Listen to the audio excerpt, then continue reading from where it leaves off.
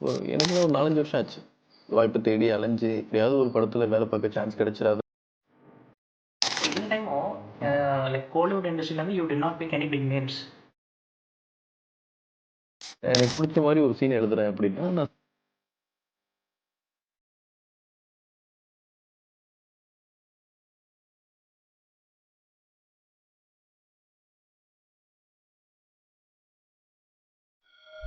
Hey guys, welcome back to Director Talks. So we have a prominent director today, Mr. Wali Mohandas sir. Sir, welcome. Thank you. How are you, sir? யா சூப்பராக இருக்கேன். நீங்கள் I'm good, sir. உங்கள் டீம்லாம் அவங்களாம் ரொம்ப நல்லா இருக்காங்க sir. நீங்கள் உங்களை பார்த்ததுல இன்னும் கொஞ்சம் நல்லா இருக்காங்க. ரொம்ப ஓவராக இருக்கு சார் இல்லை சார், எல்லாம் சரி சான்ஸ் கொடுத்து. சந்தோஷம். சொல்லுங்கள். ஓகே சார், ஃபர்ஸ்ட் கொஸ்டின் போயிடலாம். So how is your transition? Almost ஒரு 17 இயர்ஸாக இண்டஸ்ட்ரியில் as an AD you have been working. அங்கேருந்து இப்போ யூஆர் டேரக்டர் ரைட் நவ். ஒரு 17 years transition from an AD to a director. So அதை பற்றி இதாக கொஞ்சம் சொல்லுங்கள் சார். 17 இயர்ஸ்னு ஒன்றே ஷாக்காக இருக்குது எனக்கு. Sir it's been almost 2 decades இப்போ. என்னது 2 decades ஆகும் சார். அப்படி தான் இருக்கலாம். பட் அந்த 17 இயர்ஸை நீங்கள் கேட்பீங்கன்னு நான் எதிர்பார்க்கல. சார் எல்லாம் ரிசர்ச் பண்ணிட்டு இல்லை முன்னே ரொம்ப கஷ்டம் வருது. ஒரு அசிஸ்டன்ட் டேரக்டராக சான்ஸ் கிடைக்கிறதுன்றது எனக்குலாம் ஒரு 4, 5 வருஷம் ஆச்சு. வாய்ப்பு தேடி அலைஞ்சு எப்படியாவது ஒரு படத்தில் வேலை பார்க்க சான்ஸ் கிடைச்சிடாதானே அலைவோம்ல. அப்படி சுற்றுறப்போ அந்த சான்ஸ் கிடைக்கிறதுக்கே, அதாவது ப்ராமினெண்ட்டாக ஒரு நல்ல படத்தில் ஒர்க் பண்ணுறதுக்கு 5 வருஷம் 6 வருஷம் ஆகிடுச்சு. அப்படி தான் அந்த கேப். இன்னொன்று, நான் ரொம்ப சின்ன வயசுலேயே வந்துட்டேன். எப்படி சொல்கிறது, ஏஜ் 18 வயசில் நான் கிளாப் போர்டு பிடிக்கிறேன். ஓகே. ஸோ அதனால் எனக்கு இந்த ஜர்னி பெருசு. மற்றபடி வயசு கம்மி தான். ஏன் இந்த சினிமா இண்டஸ்ட்ரி பிக் பண்ணீங்க சார்? நீங்கள் இதுக்கு என்ன படிக்கிறீங்க? நான் விஷுவல் கம்யூனிகேஷன். ஏன் படிக்கிறீங்க? சார் நான் என்னோட கம்யூனிகேஷன் ஸ்கில்ஸ்லாம் டெவலப் பண்ணிக்கணும், ஃபிலிம் இண்டஸ்ட்ரியில் போகணும் அப்படின்ற ஒரு ஆசை தான். ஓகே. சினிமா தான் எல்லாருக்கும் ஒரு போலீஸ் ஆகணும், டாக்டர் ஆகணும், அது ஆகணும், இதாகணும்னு ஒரு ஆசை இருக்கும்ல. எனக்கு படம் பண்ணணும்னு ஆசை. ஓகே. சினிமா என்னால் முடிஞ்ச நிறைய விஷயத்த ஜாலியாக சொல்லணும்னு ஆசை. அதுக்காக தான் சினிமாக்குள்ளே வரேன். அதை தாண்டி ப்ரொஃபஷனும் சரி, பேஷனும் சரி, எல்லாமே எனக்கு இந்த வேலை தான். சக்ஸஸ்ஃபுல்லாக வந்துட்டீங்க சார். அது நீங்கள் தான் சொல்லணும் சார். வந்துட்டீங்க, அதான் சொல்கிறேன் சார். சொல்லுங்கள். அப்புறம் நெக்ஸ்ட் கொஸ்டின் போகலாம் சார். ஓகே, இது உங்களோட ஃபர்ஸ்ட் ஃபிலிம் ரங்கோலி. ஆமாம். ஃபிலிம் பற்றி. ஸோ அதில் கவர்மெண்ட் ஸ்கூல்ஸ் அண்ட் அதுக்கேற்ற மாதிரியான ப்ரைவேட் சிபிஎஸ்சி ஸ்கூல்ஸ். ஸோ நல்ல ஒரு கான்ட்ராஸ்டான ஒரு லைஃப் காமிச்சிருக்கீங்க. ஆல்தோ நீங்கள் காமிச்சது ஓகே பயாஸ்டாக இல்லாமல் அன்பயாஸ்டாக தான் காமிச்சிருக்கீங்க. ஓகே. பட் அதுக்கான ரெஸ்பான்சஸ் பற்றி பார்த்தீங்கன்னா அவுட்லெஸ் ஆகிருக்கு. கவர்மெண்ட் ஸ்கூல்னா இப்படி, ப்ரைவேட் ஸ்கூல்னா எப்படி. ஸோ அதை ஒரு டேரக்டர் பர்ஸ்பெக்டிவில் நீங்கள் தான் ஆடியன்ஸ்க்கு சொல்லணும்னு நினைக்கிறீங்களா? அந்த படம் நான் சொல்ல பர்ஸ்பெக்டிவ்ன்றது வேறு. நான் சொல்ல ஒரு ஃபேமிலி ட்ராமா தான். அதாவது அவனுக்கு பிடிச்ச இடத்துல அவனை சந்தோஷமாக இருக்க விடாமல் அவனை கூட்டிகிட்டு போய் வேறு ஒரு இடத்துல சேர்த்து விடுறாங்க. அதுவும் நல்ல இடம் தான், அங்கே உள்ளவங்க நல்லவங்க தான், ஓகே ஃபைன். ஆனாலும் அவனுக்கு இருக்கிற பிரச்சனைக்கு அவன் ஃபேமிலி அது இதுன்னு அவன் யோசிக்க ஆரம்பிக்கிற விஷயம் என்னென்னா, எனக்கு பிடிச்ச இடத்துல நான் இருந்துட்டு போயிடுறேன். அதான் படத்துலேயே ஒரு டைலாக் வரும், கடலில் இருக்கிற மீனை தூக்கிட்டு போய் கிணத்துல போட்டால் ஒத்துக்குமா? ஒத்துக்காதில்ல. ஸோ அவன் உலகமே அந்த கடல், அந்த ஸ்கூல் தான். நீங்கள் கூப்பிட்டு போய் விடுறது எவ்வளோ பெரிய இடமா இருந்தாலும் எனக்கு பிடிச்சது என் இடம் தான், அங்கே இருந்தால் தான் நான் நிம்மதியாக இருப்பேன்னு அவன் நினைக்கிறான். அதுதான் அதோட பேஸ். அதை தாண்டி நான் ரொம்ப பார்ஷியாலிட்டிக்குள்ள இல்லைனா அது போகவே இல்லை. பட் அதை எப்படி நீங்கள் பார்க்குறீங்க சார்? இப்போது உங்களோட லைஃப் எக்ஸ்பீரியன்ஸ்க்கும் அதுக்கும் எதாவது ரிலேட் ஆகிற மாதிரி வச்சுருக்கீங்களா? நம்ம என்ன கதை சொன்னாலுமே ஏதாவது ஒரு விஷயம், ஏதாவது ஒரு சின்ன இன்சிடென்ட்டு நம்ம லைஃப்லேருந்து வராமல் இருக்காது. அது காதல் கதையாக இருந்தாலும் சரி, குடும்ப கதையாக இருந்தாலும் சரி, ரொம்ப ஆக்ஷன் படமாக இருந்தாலும் சரி, ஏதாவது ஒரு இன்ஸ்டன்ட் வராமல், ஏதாவது ஒரு சின்ன விஷயம் நம்மளை பாதிக்காமல் அந்த கதையை நம்ம பண்ண முடியாது. ஸோ அதான் ரியாலிட்டி. நெக்ஸ்ட் கொஸ்டின் போகலாம் சார். ரங்கோலி அந்த ஃபிலிமில் நீங்கள் பார்த்தீங்கன்னா ஆடுகளம் முருகதாஸ் சார், அவரை நீங்கள் எக்ஸ்க்ளூட் பண்ணிக்கிட்டா மோஸ்ட்டாக எல்லாமே டெபியூட்டன்ட் ஆக்டர்ஸ் தான். ஆமாம். நீங்கள் ஒரு ஃபர்ஸ்ட் ஃபிலிம் பண்ணுறீங்க, சுற்றி எல்லாரும் டெபியூட்டன்ட் ஆக்டர்ஸாக இருக்காங்க. How did you overcome it? Like newcomers வச்சு I can do this film அப்படின்னு சொல்லிட்டு what gave you the hope and how did you succeed? பெரிய கான்ஃபிடன்ஸ் தான். சப்போஸ் இந்த படம் ரொம்ப நல்லா போயிடுச்சுன்னா இன்னும் நிறைய பேரை உள்ளே கொண்டுட்டு வர முடியும், நிறைய நியூ கமர்ஸ் அந்த மாதிரின்னு ரொம்ப ஆசைப்பட்டேன். அது அந்த டைமில் எனக்கு அது தேட்டருக்குலாம் எனக்கு சரியாக போகல. பட் போயிருந்துச்சுன்னா அந்த மாதிரி நிறைய பண்ணியிருப்பேன், நிறைய பேர் கண்டிப்பாக உள்ளே கொண்டுட்டு வந்திருப்பேன். அண்ட் எனக்கு என்ன சந்தோஷம்னா, ஹீரோ படம் ஃப்ரெஷர்ஸு, இது எப்படி சொல்கிறது, ஆக்டர்ஸ் தெரிஞ்ச முகம் அப்படின்லாம் நான் பார்க்கல. அவங்க எல்லாரும் ரொம்ப எப்படி சொல்கிறதுனா செலக்டிவான ஆர்டிஸ்ட் எல்லாருமே. நிறைய செலக்ட் பண்ணி தான் அவங்களெல்லாம் உள்ளே கொண்டுட்டு வந்தேன். நீங்கள் படம் பார்த்துருப்பீங்க, எங்கேயுமே முகம் சொல்லிக்கிற மாதிரி அந்த படத்தில் இருக்காது. ஸோ எல்லாருக்கிட்டையுமே அவ்வளோ திறமை இருந்துச்சு. கண்டிப்பாக அவங்க எல்லாருமே ஒரு நாள் நல்லா வருவாங்க. அது ரொம்ப தூரம்லாம் இல்லை, சீக்கிரம். அது இந்த வருஷமாக கூட இருக்கலாம். நானே கூட பண்ணுவேன். கதை ஒன்று எழுதுகிறோம், இதுக்கு பொருத்தமாக ஒருத்தனை தேடுவோம் அப்படின்னு தேடும்போது எனக்கு கிடைச்ச ஒரு 2-3 முகங்கள் ரொம்ப பிடிச்சி போச்சு. ஸோ அப்படி தான் எல்லாரையுமே செலக்ட் பண்ணேன். முருகதாசன்னா அவர் வந்து என்னென்னா அப்பாவாக புதுசாக ஒருத்தரை காமிக்கணும்னு தோணுச்சு. நிறைய பேர் ட்ரை பண்ணேன். திடீர்னு இவரை பார்த்தப்போ ரொம்ப லைவாக யதார்த்தமான ஒரு முகமாக இருக்கார், ஏன் இவரை ஹேண்டில் பண்ணக்கூடாது, அப்படி தான் நான் அவரை உள்ளே கூட்டிகிட்டு வந்தேன். சரி, இப்போ நீங்கள் சொன்னதுக்கு ஏற்ற மாதிரி லைக் உங்கள் ஃபர்ஸ்ட் ஃபிலிம் ஃபுல்லாக டெபியூட்டன்ட் ஆக்டர்ஸ் எடுத்துகிட்டு வந்தீங்க. இப்போ coming to your second film, that is a big one, இப்போ சக்ஸஸ்ஃபுல்லி புரியுது. ஸோ அந்த ஃபிலிமில் நீங்கள் பார்த்தீங்கன்னா you brought in a Malayalam actor in, ஆமாம், you brought in Telugu actress இன்.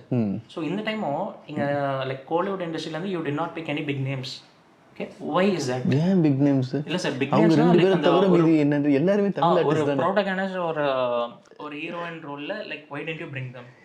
அப்போ நீங்கள் என்ன சொல்ல வரீங்க?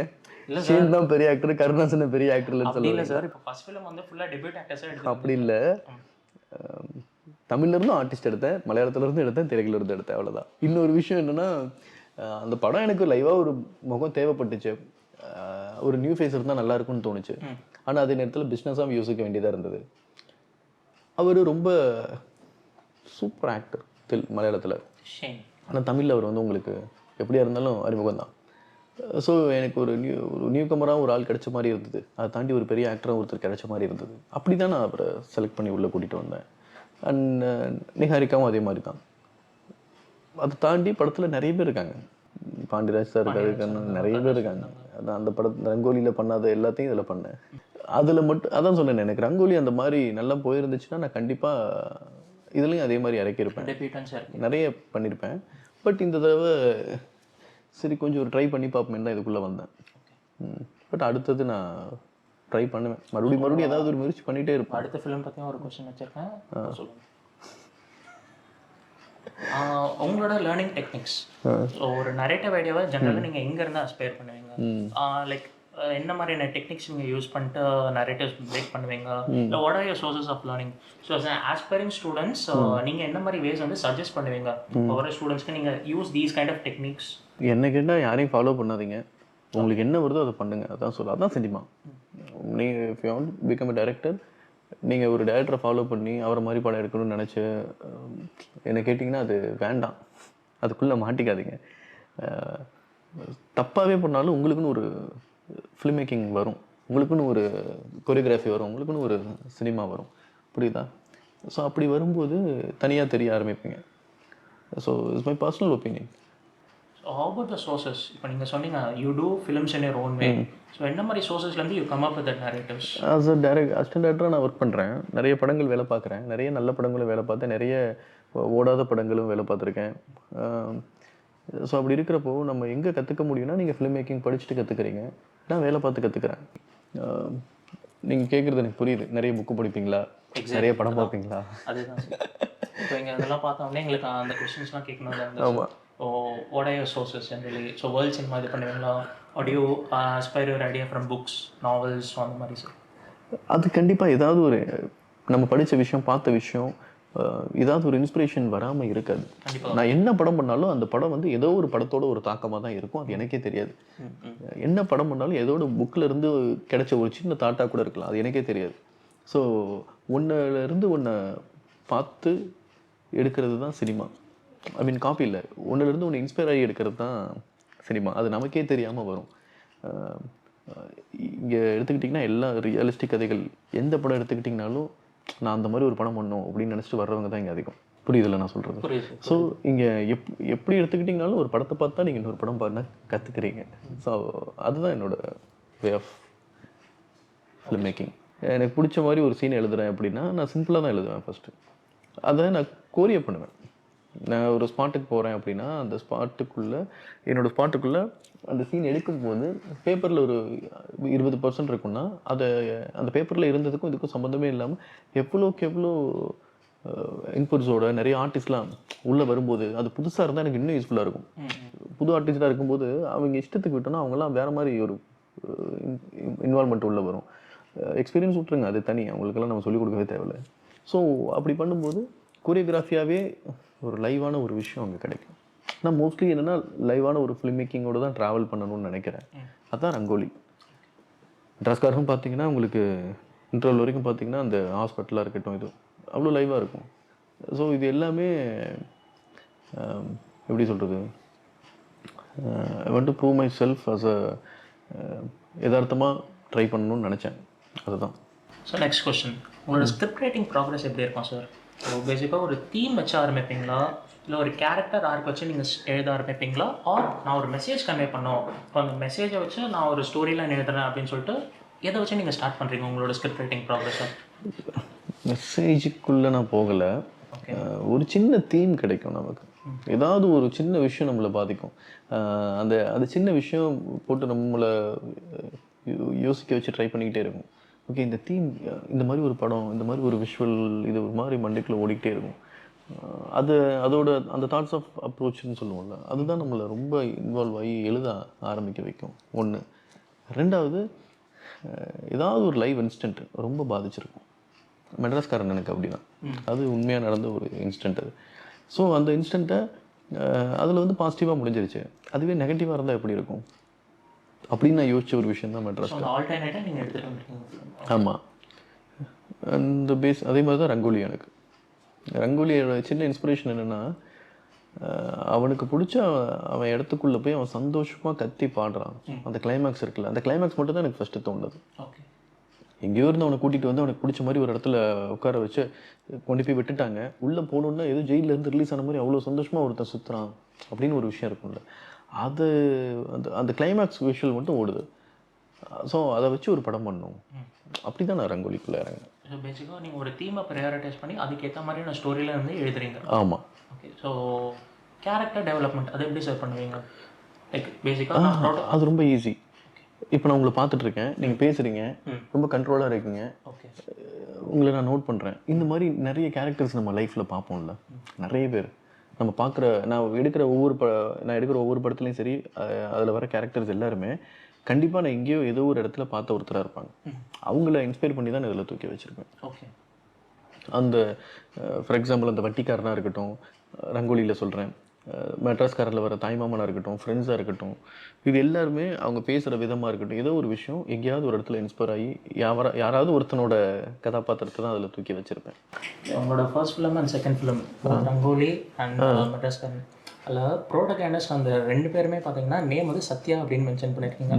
ஸோ உங்களுக்கும் அந்த சத்யான்ற நேம் என்ன சார் கனெக்ஷன்? எதனால ப்ரோட்டகனிஸ்ட் 2 பேருக்குமே சத்யா அப்படின்ற பேர் வச்சிங்க?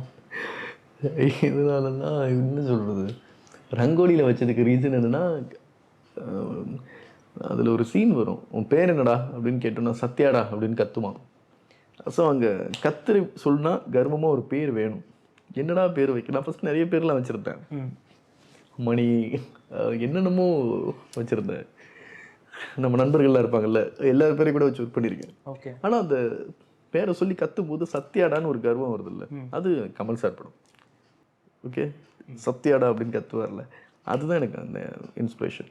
ஸோ அந்த அந்த எமோஷன் வரணும், அந்த கோவம் வரணுன்றதுக்காக தான் சத்யான்னு இந்த பேரை, அந்த ஒரு ஷார்ட்டுக்காக படம் ஃபுல்லாக சத்யான்னு பேர் வச்சுட்டேன். அது வந்து எனக்கு ஒரு மாதிரி ரொம்ப ஹாப்பி ஆகிடுச்சு. ரெண்டாவது அடுத்து ஒரு ஸ்கிரிப்ட் எழுத ஆரம்பிக்கும் போது ஹீரோ பேருன்னு ஒன்று போடுவோம்ல, நிறைய பேர் யோசிக்கிறேன், எதுவும் சரியாக வரமாட்டேங்குது. மைண்ட் ஃபுல்லாகவே எனக்கு ஃபஸ்ட்டு படம் பண்ணதுனால சத்யா சத்யா சத்யான்னு அதுக்குள்ளேயே ஓடிட்டு இருக்கு. அப்போ யோசித்தேன், சரி முதல்ல சத்யான்னு வச்சு எழுதுவோம், கடைசியில் மாற்றிக்குவோம் பேரை, ஷூட்டிங் போகிறப்ப மாற்றிக்குவோம். சத்யான்னு படம் ஃபுல்லாக எழுதுனதுக்கப்புறம் எல்லாருமே அந்த சத்யாவில் ஃபிக்ஸ் ஆகிட்டாங்க. அதனால நான் வேறு ஏதோ ஒரு ஸ்பெசிஃபிக் ரீசன் அதெல்லாம் ஒன்றும் இல்லை, ஜாதகப்படி சத்யான்னு வச்சா நல்லா போகும் அப்படிலாம் நடக்காதுங்க, அந்த மாதிரிலாம் ஒன்றும் கிடையாது. ஒன்லி இது because of reason Kamal sir, அவ்வளோதான். உங்கள் நெக்ஸ்ட் ஃபிலிமில் மறுபடியும் சத்யா அப்படின்னு பார்த்தா கண்டிப்பாக அந்த கொஸ்டின் வந்து மறுபடியும் கேட்குறேன். கேளுங்க. அடுத்த கொஸ்டின் தான் sir, what is your upcoming projects? பற்றி ஏதாவது ஷேர் பண்ணிங்கன்னா நல்லா இருக்கும் சார். நான் இப்போ ஒரு படம் முடிச்சிட்டேன், மேபி இன்னும் ஒரு 2-3 மந்த்ஸ்க்குள்ளே ஃபைனல் வந்துடும், ரிலீஸ் ஆகிடும். ஆமாம் ஆமாம்,